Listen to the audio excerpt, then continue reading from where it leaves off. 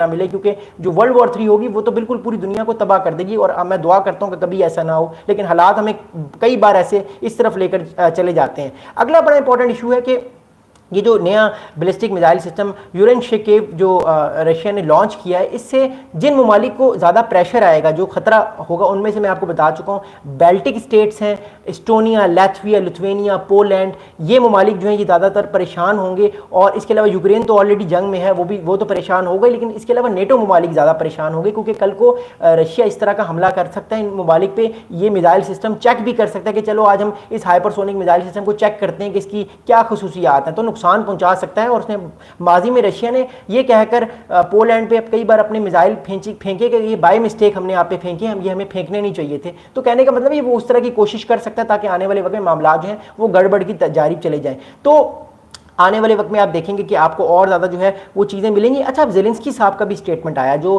President है Ukraine के। Zelensky साहब ने, जो रशिया के प्रेसिडेंट पुतिन ने सुबह एक बात की कि हम पीस टॉक्स कर सकते हैं आने वाले दिनों में। ज़ेलेंस्की साहब ने जो है वो ट्वीट किया, उन्होंने ये कहा कि if these are signals of a genuine willingness to end the war with dignity and establish a truly lasting peace, then Ukraine once again reaffirms its readiness to meet at the level of leaders at any time. Level of leaders का क्या मतलब है?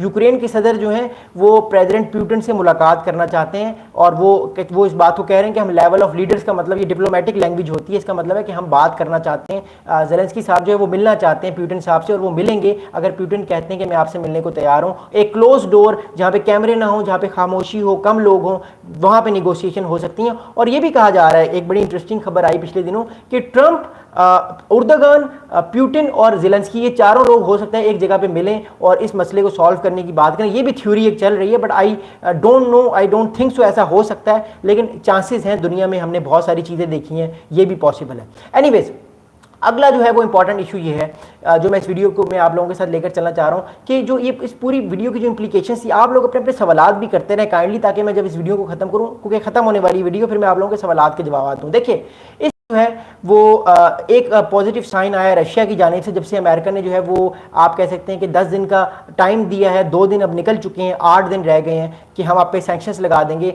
Russia को धमकी दी थी president Trump ने। तो एक तरह से हमें मैसेज ये मिला है कि कॉल फॉर पीस की बात हुई है, कि दोनों के जो रशिया है वो पीस की बात करना चाह रहा है। रशिया कह रहा है ठीक है, हम मामलात को पीस की तरफ लेकर जाएंगे, कहीं ना कहीं कोई ना कोई हमें उम्मीद की किरण अब नजर आएगी। बट देखते हैं अगले 1-2 दिन में क्या होता है। अगला बड़ा इंपॉर्टेंट इशू है कि जो थ्रेट है नेटो को, इस बैलिस्टिक मिसाइल के इन्होंने ऐलान किया, जिसका मैंने आपको नाम बता चुका हूं कि इसका नाम है ओरेशनिक। मैं इसको प्रोनाउंस करने की कोशिश कर रहा हूं, बट रशियन लैंग्वेज है तो यू कैन अंडरस्टैंड कि हम डिफरेंट ज़बान बोलते हैं, बट इसका नाम है ओरेशनिक। मैं कोशिश कर रहा हूं कि बार बार प्रोनाउंस करूं ताकि मुझे भी याद हो जाए, आपको भी याद हो जाए। इसका नाम है ओरेशनिक। ये जो ballistic hypersonic ballistic missile system है, तो इससे जो है नेटो के ममालिक पे भी खतरा बढ़ेगा। नेटो के ममालिक भी परेशान होंगे कि कल को ये हम पे अटैक ना कर दे। इसलिए आपने देखा, मैंने आपको 2 घंटे पहले 3 घंटे पहले हमारे पास खबर आई कि अमेरिका की जो 2 न्यूक्लियर सबमरीन हैं, जो पावरफुल सबमरीन हैं, वो रशिया के वाटर्स के करीब हैं। यानी अमेरिका ने सिग्नल दिया कि आपने कोई गलती नहीं करनी, अगर आपने कोई हैंकी फैंकी की तो हम आपको टाइट कर देंगे।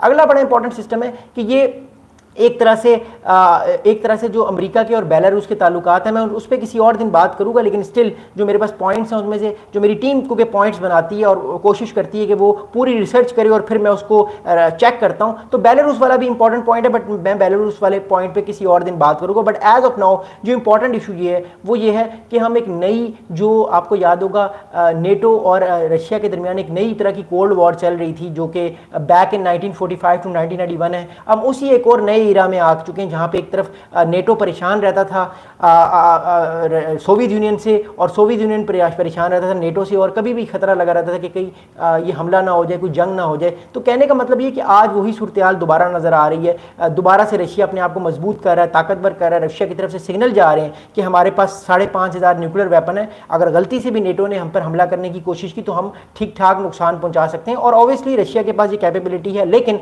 रशिया ये भी ना भूले कि अमेरिका के पास इससे ज़्यादा न्यूक्लियर वेपन्स हैं, क्योंकि उसके अलाइज के पास भी हैं, तो मिला के ज़्यादा न्यूक्लियर वेपन्स इनके पास हैं। और अमेरिका की जो पावर है, मिलिट्री माइट है, वो नो डाउट बहुत बड़ी है। बट अमेरिका भी नहीं चाहता ये जंग जो है वो न्यूक्लियर स्टांस पे खत्म हो, क्योंकि देखिए at the end of the day जिस मुल्क के पास न्यूक्लियर वेपन होता है अब उस पर अटैक कर नहीं पाते। मिसाल के तौर पे नॉर्थ कोरिया को अमेरिका जो मर्जी कर ले, नॉर्थ कोरिया पे अमेरिका न्यूक्लियर अटैक कर नहीं सकता, क्योंकि नॉर्थ कोरिया के पास भी गालिबन 35 से 50 राउंड अबाउट 50 न्यूक्लियर वेपन हैं जो कि इसको प्रोटेक्ट करते हैं।